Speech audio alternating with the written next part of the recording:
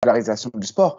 Mais là, ce que Ngannou demandait, c'était au-delà de son intérêt personnel, c'était pour l'intérêt général. Et s'il avait eu gain de cause, ça aurait été une avancée plus que majeure pour les combattants de MMA. Et donc forcément, je trouve que son départ, il est plus que honorable, on va dire, dans le contexte dans lequel il s'est déroulé. Et je suis forcément un peu triste de ne plus le voir à l'UFC. C'est pas le cas. Cyril Gane, on le sait, c'est peut-être celui qui ressemble à un modèle des moins de 93 chez les poids lourds. Il a un déplacement qui est, on le dit, on dirait un poids léger.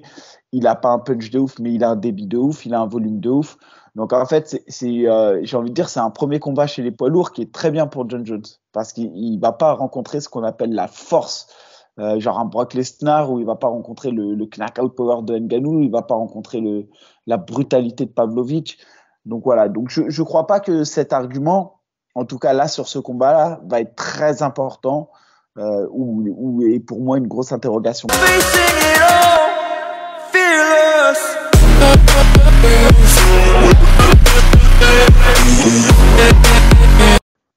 Bonjour à tous et bienvenue sur The Fight Club.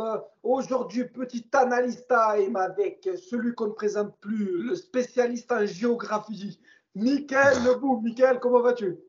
Ouais, ça va très bien et toi? Impeccable, Mickaël. Mickaël, le 14 janvier dernier, le MMA mondial et plus particulièrement le MMA français a tremblé au travers d'une affiche postée sur la façade de la T-Mobile Arena de Las Vegas, un combat entre Cyril Gane et John Jones. Ce combat, aussi légendaire qu'il soit, il souligne le retour du GOAT John Jones, mais aussi le départ d'une légende des heavyweight UFC, le champion en titre, Francis Ngannou. Quand je t'évoque Francis Ngannou et ce départ, quel sentiment domine chez toi? Je sais pas quoi dire en fait. Je sais pas par où prendre le problème parce que c'est pas comme si c'est un départ ou c'est l'UFC qui l'a viré. Faut bien comprendre que c'est lui qui a décidé de partir et pour des raisons qui sont nobles au final parce qu'il avait un combat qui menait presque politiquement face à l'UFC. Il a préféré ne pas répondre favorablement à la proposition qui lui a été faite parce qu'il estimait que c'était pas à la haute. En fait, c'était pas en corrélance avec ses principes et que lui, ce qu'il voulait, c'était une avancée plus majeure en fait pour les combattants de MMA. Donc moi, ce que j'ai du mal à comprendre, c'est plus comment les combattants de MMA, et je dis bien l'entièreté des combattants de MMA, mais sur la planète, hein, ne sont pas unanimement derrière lui. C'est-à-dire que on a des gars comme Conor McGregor et tout. Souvent, je l'entends de la part des fans dire ouais, c'est grâce à Conor que le sport est connu. Vous devriez être content, etc., etc. Mais la réalité, c'est que Conor, il a toujours becté que pour lui. Effectivement, il a fait de ce sport quelque chose de très populaire parce qu'il a participé à la popularisation du sport.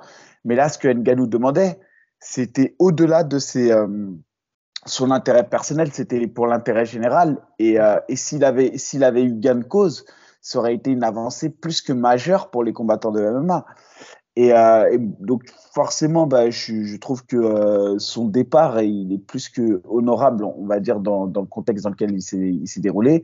Et je suis forcément un peu triste de ne plus le voir à l'UFC, mais je pense qu'il aura un avenir radieux dans les sports de combat. Faut pas. Je te rejoins sur tout ce que tu as dit. Ce qu'il faut savoir, c'est déjà que l'UFC lui a proposé un contrat de 8 millions de dollars sur 3 combats. Lui, sur les 3 combats, il voulait affronter 2 fois John Jones et faire la trilogie avec Stipe. Maintenant, quand tu regardes l'ensemble des propositions que l'UFC lui a faites, lui, ce qu'il voulait concrètement, c'est un rééquilibrage du rapport de force, une assurance maladie, non pas seulement que pour lui, mais pour l'ensemble des combattants. C'est pour ça que sa démarche, elle est tout à fait honorable. Maintenant, concrètement, l'UFC n'a pas donné suite parce que je pense que derrière, ils auraient été obligés de faire ça avec tout le monde et le rapport de force, il aurait plus été à l'avantage de l'UFC. Et quand on parle de choses qu'il a avancées, c'est pas énorme ce qu'il a demandé. Avoir des sponsors personnels, avoir un avocat pour les meetings de l'UFC, concrètement, c'est une avancée majeure pour tous les combattants. Et je te rejoins totalement sur ce que tu as dit, c'est que c'est triste que l'ensemble des combattants ne l'ont pas suivi parce que je pense que cet appui aurait pu faire changer les choses. Mais au-delà même de le suivre ou de ne pas le suivre, parce qu'il faut bien comprendre que le combattant qui pèse $10 000 plus $10 000, s'il ouvre trop sa bouche, à tout moment, il se fait squeezer par Ouais. l'UFC. Et en fait, aujourd'hui, des gars qui pèsent assez lourd à l'UFC et qui peuvent maintenir l'UFC dans un bras de fer comme celui-là, il n'y avait que Francis. Et en réalité, je peux regretter déjà que oui, les champions ne l'aient pas rejoint sur ce bras de fer. Mais la réalité, c'est que je ne comprends même pas qu'il puisse être critiqué par le monde du MMA. C'est une avancée.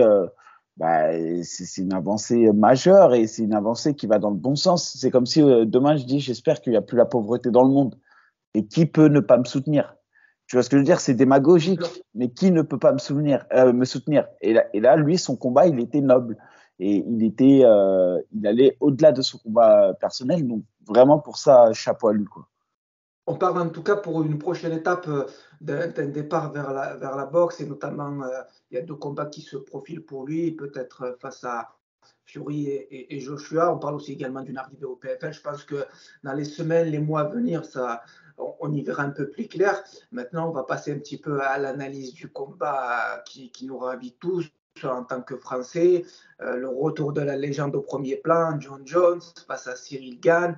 Déjà, quand toi tu vois cette affiche, qu'est-ce qui te vient à l'esprit directement? Il y a deux choses. Il y a le retour du GOAT, tu l'as dit, parce qu'il est considéré comme le GOAT pour beaucoup. Pour moi, il y en a trois dans ce sport, voire peut-être quatre avec Fedor, Khabib, GSP et John Jones. On a le MMA français sur le toit du monde. C'est la deuxième chose qui me vient à l'esprit.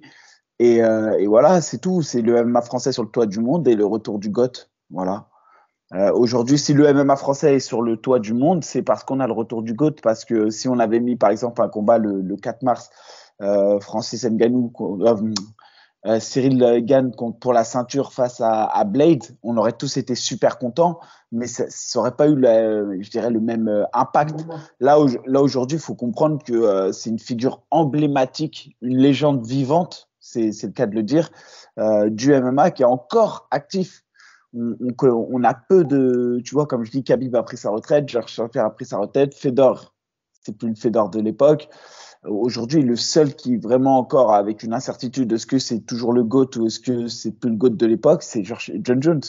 Donc ce combat c'est doublement excitant parce que retour de John Jones et évidemment tous derrière Cyril Gane parce que là il représente la France et il n'y a pas, encore une fois là pour les fans du MMA français, je comprends même pas qu'il puisse y en avoir un qui n'est pas derrière Cyril Gane parce que là aujourd'hui c'est la France contre les États-Unis. Bien Donc sûr. voilà. Et justement, ce passage des 93 kilos chez les poids lourds, ces 3 ans d'absence, quand on connaît les 3 derniers combats de John Jones qui ont été assez complexes face à Reyes, il y a eu Santos et Smith, tous les trois étaient remportés par décision. Toi, comment tu juges cette arrivée chez les poids lourds? Est-ce que tu penses que le fait qu'il soit arrivé dans une nouvelle catégorie, un peu plus large en termes de poids, est-ce que tu penses que ça va amoindrir ses qualités et les ralentir ou plutôt les diminuer? Bon, sur le changement de catégorie, moi déjà j'avais le souvenir qu'à l'époque John Jones, quand il combattait à moins de 93, il disait que hors combat il était à peut-être à 112 parfois il montait. Bon, il était grassouillet, hein. C'était pas un 112 kilos optimisé, mais il montait à 112 kilos. Donc déjà il a une tendance à Cyril Gane, je crois, hors combat il est à 115. Enfin pendant les combats il est à 115 quoi quand il s'entraîne sérieusement, etc. Donc tu vois déjà il n'y a pas non plus un rapport de force. C'est pas Cyril Gane, il fait pas un régime pour descendre en dessous des 120 kilos. Ensuite, John Jones, on sait, il prépare sa montée depuis un certain temps. Ce sont des Américains, ils sont quand même en général bien encadrés. Donc, je pense que la montée de poids, elle est calculée, mais ça reste une équation. On a en face, on a le match-up parfait pour John Jones parce que la montée en poids lourd, effectivement, elle peut être, on peut s'interroger sur ça. Si en face de toi, tu as par exemple Francis Ngannou, Pavlovich, ou un gros lutteur qui va user de beaucoup de force pour te bloquer ou qui a un gros punch. Là, on ne sait pas le cas. Cyril Gane, on le sait, c'est peut-être celui qui ressemble à un modèle des moins de 93 chez les poids lourds. Il a un déplacement qui est, on le dit, on dirait un poids léger. Il n'a pas un punch de ouf, mais il a un débit de ouf, il a un volume de ouf. Donc en fait, j'ai envie de dire, c'est un premier combat chez les poids lourds qui est très bien pour John Jones parce qu'il ne va pas rencontrer ce qu'on appelle la force, genre un Brock Lesnar où il ne va pas rencontrer le knockout power de Ngannou, il ne va pas rencontrer la brutalité de Pavlovich.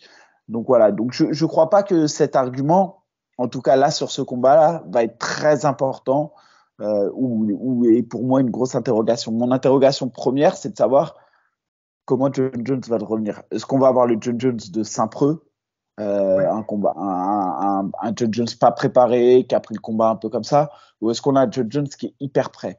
Le sentiment que j'ai, c'est qu'on va avoir une version de John Jones très forte. Ouais. Je ne crois pas du tout à la théorie qui dit que John Jones n'est plus le même. Je pense que John Jones a forcément changé, a évolué. Il va manquer de rounds un peu et tout, ça c'est normal. Mais je pense que techniquement, John Jones restera redoutable avec le panel technique qu'on lui connaît, quoi. Je te rejoins un peu sur ce que tu dis. Maintenant, moi, j'ai un paradoxe entre ce que tu dis et moi, ce que je pense, c'est que moi, pour moi, la charge naturelle, le fait de passer à cette catégorie, même si c'est préparé, c'est pas quelque chose de naturel. C'est-à-dire que moi, je pense qu'au niveau du cardio, ça va lui manquer. Un peu comme quand Conor est passé, a fait son premier affrontement avec Ned Diaz, tu vois, il se sentait bien, mais quand une fois il est dans le combat, le cardio en prend un coup. Et ça, c'est des choses qu'on voit le jour J. Maintenant, là où je vois des choses positives, c'est qu'après 3 ans d'absence, il a préparé, comme tu l'as dit, sa montée chez les poids lourds. Il s'entraîne avec Henri Cejudo.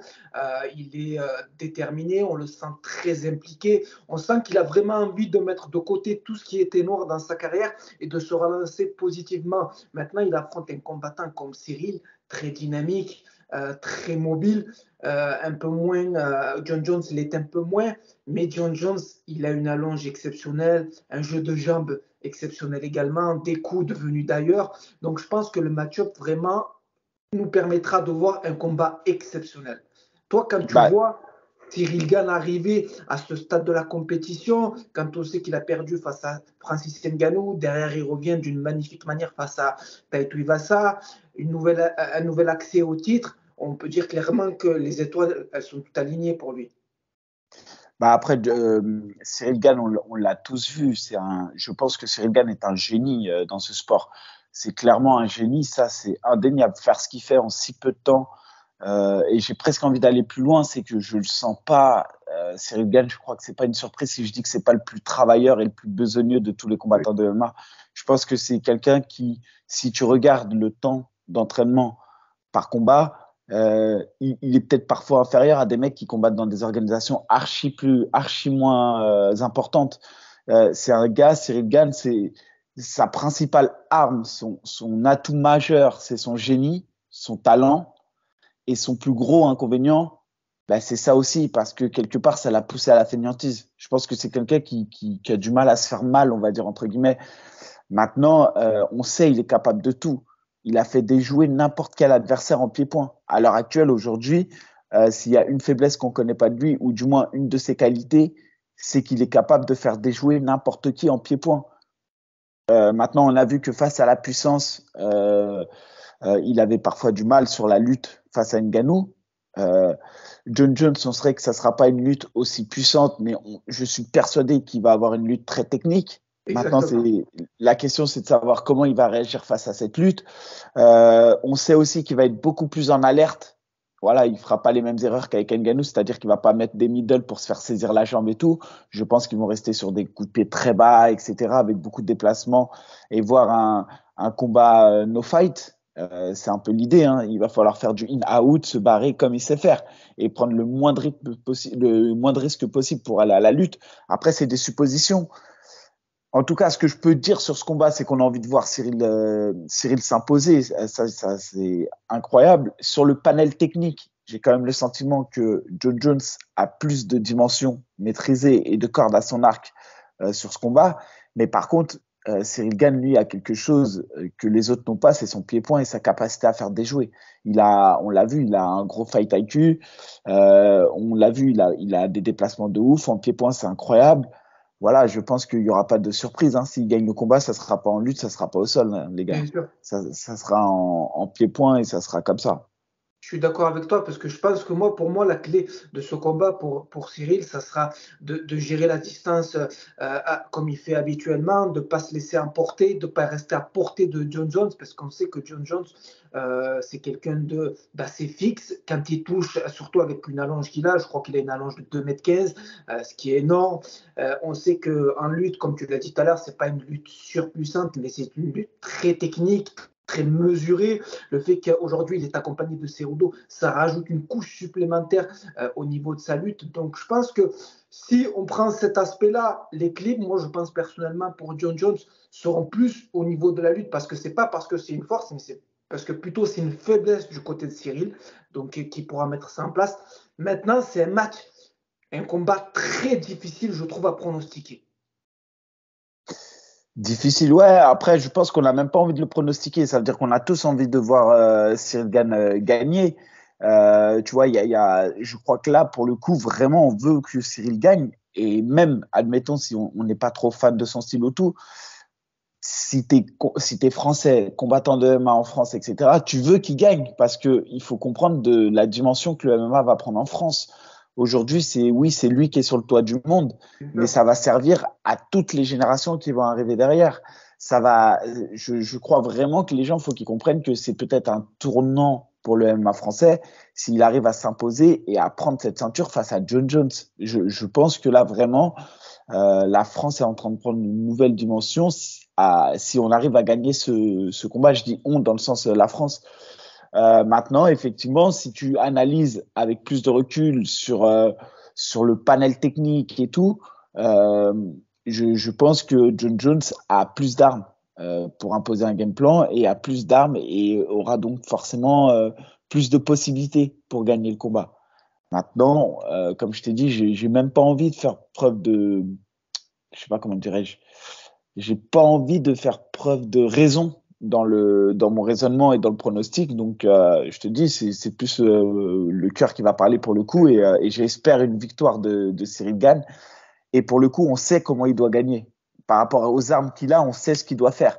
Et comme je le dis, je crois que c'est pas une trahison de dire qu'il ira pas lutter et qu'il ira pas faire une clé de quoi que ce soit au sol, quoi. Face à John Jones, ça va être très, très, très dur. On sait quand même que John Jones, il a failli péter le bras de Belfort à l'époque. C'est incroyable. D'accord. Je suis totalement d'accord. Moi, je vais me mouiller. Bon, je vais me mouiller clairement. Moi, je pense personnellement que si Cyril arrive à faire ce qu'il fait habituellement, c'est-à-dire faire du in and out, rester à distance et connaissant la dangerosité de John Jones, s'il fait ce qu'il fait habituellement, je pense que les 3 ans d'absence, le fait que John Jones ait pris de l'âge, qu'il change concrètement de catégorie, du poids en plus, un cardio qui, je pense, pour moi, sera légèrement diminué. Je vois Cyril gagner difficilement à la décision, peut-être une split décision ou quelque chose. Mais après, je nie pas le fait qu'il y a la raison, il y a le cœur aussi, le fait qu'on soit français qui joue également. Donc ça, on va dire, ça accentue un peu le fait que je choisisse cette décision en tout cas. Sur l'âge, je suis pas sûr que ce soit un gros facteur parce qu'au final, il n'y a pas non plus une grosse diff d'âge entre les deux. Non, Je non, crois non. que Cyril il a 32 et John Jones il a 35, donc ça va encore. Après, il y a un truc qui peut compter par contre, c'est le nombre de combats. C'est-à-dire que John Jones, il a fait quand même des sacrées guerres. Quand tu regardes face à Gustafsson, face à Cormier, face à Reyes, ça a été difficile. Il a connu des combats difficiles, il a pris beaucoup de coups. Son capital santé est quand même plus affecté que celui de Cyril. Cyril, à l'heure actuelle, en termes de gros chocs, de coups reçus, il n'a pas reçu beaucoup de coups. Il a un capital santé qui est intact. Quoique si, face à Tuivasa, ça a été aussi. Oui. Bah, tu vois, Tuivasa, je pense que c'est ce combat. C'est une bonne C'est chose. ce que je disais, ouais, avant qu'il combatte Ngannou, je disais, il manque à Cyril un combat cicatrice. Un combat dans lequel soit tu perds dans la douleur, soit que tu gagnes dans la douleur. Mais il manque un combat référence dans lequel ça a été dur. Depuis l'avant-fight de Ngannou, il en a connu 2. Il a connu Ngannou, malheureusement qui s'est traduit par une défaite, et il a connu Tuivasa, qu'il a gagné celui-ci. Et il est revenu de l'enfer face à Tuivasa. Il est revenu vraiment de l'enfer. Donc ça aussi, ça en dit long sur sa capacité de combattant et sur son esprit martial pour le coup. On sait qu'il est prêt à aller au bout quand même. Parce que Oui. revenir de ce qui s'est passé, il s'est fait déconnecter, tu vois, face à Tuivasa. Donc voilà, non, je pense qu'il a les armes pour le faire. Maintenant, effectivement, ça va être. Moi, je pense qu'on va avoir un grand John Jones. Ouais. Je ne crois pas à la théorie qui dit que John Jones n'est plus que l'ombre de lui-même ou autre. Je pense qu'on va avoir un gros John Jones et que ça va être compliqué pour Cyril, mais comme je te le dis, je pense qu'il a les armes pour le faire et qu'il y arrivera. Voilà. Et c'est bien, je veux juste revenir sur un truc que tu as dit, c'est l'expérience, et je te rejoins totalement. Quand on regarde le nombre de combats qu'a effectué John Jones, c'est plus du triple que de Cyril. Cyril, il a 12 combats pro MMA et John Jones, il en a 28. Il y a une différence énorme et je pense que l'expérience, le fait que John Jones s'est combattu énormément de fois pour la ceinture, qui se faisait un 5 rounds, donc il a l'expérience maintenant, c'est un retour au premier plan, mais en tout cas, je pense qu'on est d'accord tous les deux, Mika, pour dire que c'est le plus gros combat de l'histoire du MMA français. Ah, mais moi, depuis le début, franchement, pour être honnête, je te dis, tu vois, moi, je suis pas un gars du Factory, je suis pas un pro Factory, j'ai même la réputation d'être anti-Factory ou autre. Bon, bref, ça, c'est ce qu'on me prête, mais moi, je suis quelqu'un d'assez juste dans mes propos. À l'heure actuelle, on a le MMA français, enfin Cyril Gane a l'occasion de mettre le MMA français sur le toit du monde. C'est le combat absolu, d'une part parce qu'il y a une ceinture qui vient, et c'est une vraie ceinture, entre guillemets, c'est pas une ceinture vacante, même si les conditions font que c'est pas face à... Mais c'est une décision personnelle de part de Francis. Donc, autant je trouve que le combat est vachement noble de sa part et que sa décision, elle est toute à son honneur, etc. Mais dès lors que tu quittes l'organisation, tu peux pas, genre... peut pas dire que son fantôme est encore là-bas. Non, le jour où il revient dans l'organisation, bien sûr, ça sera à considérer comme peut-être s'il reprend la ceinture. Mais là, aujourd'hui, on peut vraiment parler d'une ceinture qui est vacante et non pas d'une ceinture intérimaire. Et donc, du coup, là, il a l'occasion de récupérer cette ceinture face à John Jones, qui est une légende. Et tu vois, par exemple, on a une deuxième personne qui est apte à faire quelque chose d'aussi fort que ça. C'est peut-être Manon Fiorot si elle affronte Shevchenko, qui affrontera elle aussi une légende. On en parle moins parce que c'est une combattante féminine, Shevchenko, et que voilà. Mais sinon, pour moi, elle domine la catégorie autant que John Jones a dominé la catégorie à l'époque où il était actif. Et donc, les deux seuls aujourd'hui à pouvoir faire cette dinguerie, c'est Gane et peut-être Manon Fiorot quand elle reviendra.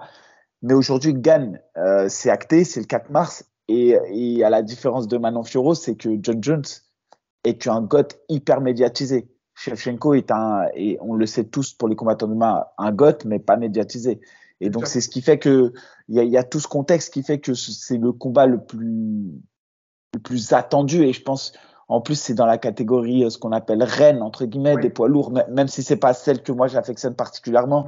Mais il y a toujours quelque chose dans la catégorie poids lourd qui fait que, voilà, c'est l'homme le plus fort c'est logiquement, celui qui gagne la ceinture de l'UFC en plus de 93, c'est un peu comme à considérer l'homme le plus fort du monde. Ouais. Tu vois ce que je veux dire? Je pense qu'à l'UFC, n'importe quel champion ne pourrait pas battre Cyril Gane. Tu vois, tu peux pas aller chercher un moins de 84 et dire qu'il peut battre Cyril Gane. Donc, c'est ça qui fait voilà, on a aujourd'hui potentiellement l'homme le plus fort du monde qui va être français suite à ça. Bon, après, on sait que, voilà, malheureusement, il y aura toujours le spectre, le fantôme Ngannou, et on sait qu'il est très fort. Mais à l'UFC, en tout cas, on a cette possibilité-là.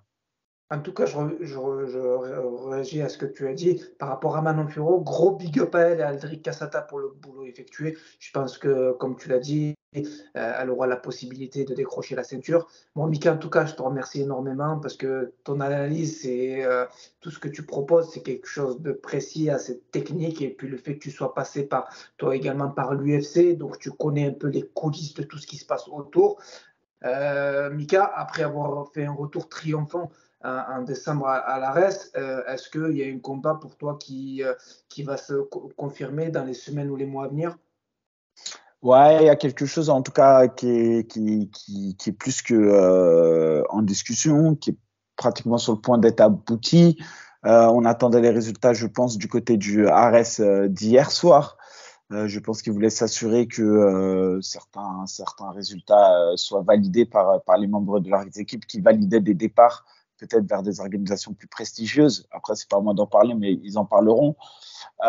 Et du coup, oui, potentiellement, il y a des portes qui s'ouvrent pour moi et notamment des combats, encore une fois, qui ont du sens pour moi puisque je vais aller chercher des gars qui sont classés dans le top 100. Et donc, du coup, bah, effectivement, c'est des défis qui m'intéressent.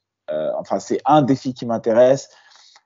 Et je me suis peut-être laissé retenter et reséduire par l'idée de refaire un combat sur Paris. J'ai tellement apprécié celui que j'ai fait face à Karl que effectivement on est sur le point de tomber sur un accord là. Eh ben, c'est top. En tout cas, les amis, n'hésitez pas à donner un maximum de force à Mickaël. Au-delà du combattant talentueux qu'il est, c'est vraiment quelqu'un humainement qui est top du top pour l'avoir rencontré, discuter avec lui. C'est le top. Donc moi, je vous suggère et je dis à tout le monde, donnez la force à Mika. Il reviendra. Je pense qu'il va nous apprendre de nouvelles choses sur un nouveau continent. On apprendra avec lui une nouvelle géographie. Donc, n'hésitez pas à lui donner un maximum de force. Mika, moi, comme tu le sais, je suis à 200% avec toi. Et puis, si un Merci. combat s'annonce rapidement, on n'hésitera pas à faire le déplacement parce que c'est que du positif pour toi. Eh ben merci, c'est gentil. Merci Force, Mika. beaucoup. Merci.